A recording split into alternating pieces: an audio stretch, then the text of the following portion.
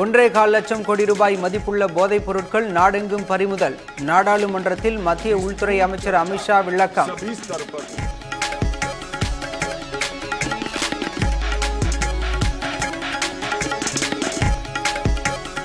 வேறு எங்கோ இருந்து கொண்டு அதிமுகவை பறிக்க ஒருவர் முயற்சிப்பதாக பாஜக மீது அமைச்சர் தங்கம் தென்னரசு மறைமுக விமர்சனம்.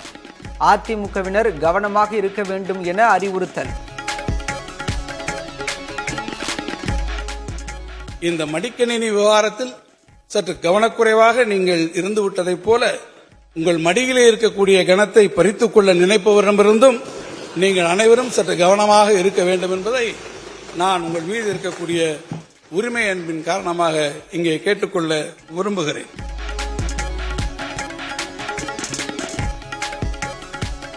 கூட்டணி கணக்கில் நாங்கள் ஏமாற மாட்டோம் என பேரவையில் அதிமுக முன்னாள் அமைச்சர் தங்கமணி உறுதி. ஏமாறாமல் இருந்தால் வாழ்த்துகள் என முதல்வர் ஸ்டாலின் பதில். பேரவைத் தலைவர் அவர்களே, மாண்புமிகு உறுப்பினர் தங்கமணி அவர்கள் நாங்கள் கூட்டணி கணக்கில் ஏமாற மாட்டோம் என்று சொல்லியிருக்கிறார். ஏமாறாமல் இருந்தால் எங்களுடைய வாழ்த்துக்கள்.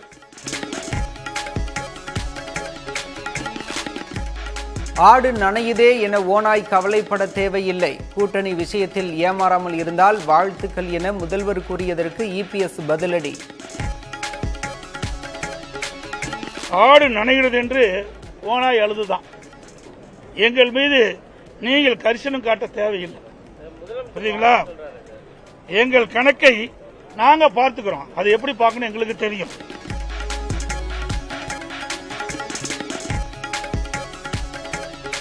இளைஞர்கள் நலன் கருதியே ஆன்லைன் விளையாட்டுகளுக்கு நேர கட்டுப்பாடு. சென்னை உயர்நீதிமன்றத்தில் தொடரப்பட்டிருந்த வழக்கில் தமிழக அரசு விளக்கம்.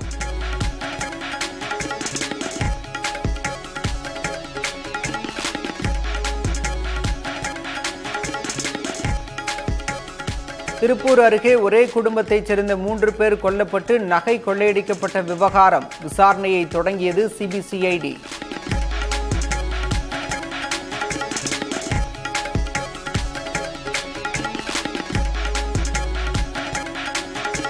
எல்லை தாண்டி மீன்பிடித்ததாக கூறி கைது செய்யப்பட்ட தமிழக மீனவர்கள் 14 பேருக்கு 4.5 லட்சம் ரூபாய் அபராதம்.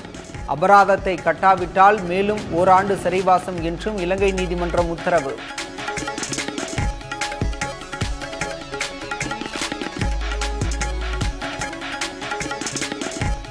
டெல்லி உயர்நீதிமன்ற நீதிபதி யஷ்வந்த் வர்மா வீட்டில் கட்டுக்கட்டாக பணம் கண்டுபிடிக்கப்பட்டதாக புகார்.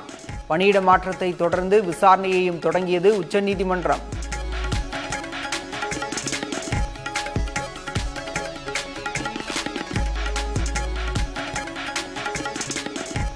பணம் சிக்கிய புகாரில் டெல்லி உயர்நீதிமன்ற நீதிபதியை தங்கள் நீதிமன்றத்திற்கு மாற்றும் உத்தரவிற்கு எதிர்ப்பு.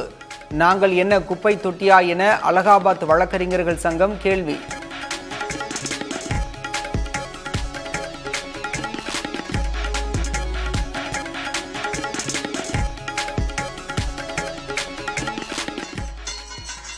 பெண்களுக்கு எதிரான குற்றங்களை களைய குழு அமைக்க ஒடிசா மாநில அரசுக்கு காங்கிரஸ் எம்எல்ஏக்கள் வலியுறுத்தல். கருப்பு உடை அணிந்து இசைக்கருவிகளை ஒலித்தவாறே சட்டப்பேரவையை சுற்றி வந்து வினோதமான போராட்டம்.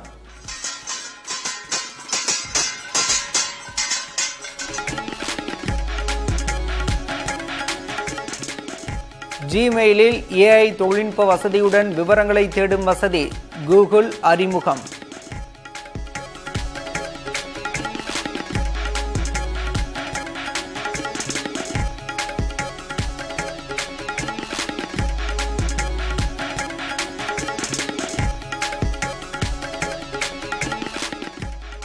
அமெரிக்க டாலருக்கு நிகரான இந்திய ரூபாய் மதிப்பு தொடர்ந்து 6வது நாளாக உயர்வு. இன்று ஒரே நாளில் 36 காசுகள் அதிகரித்து 86 ரூபாயை எட்டியது.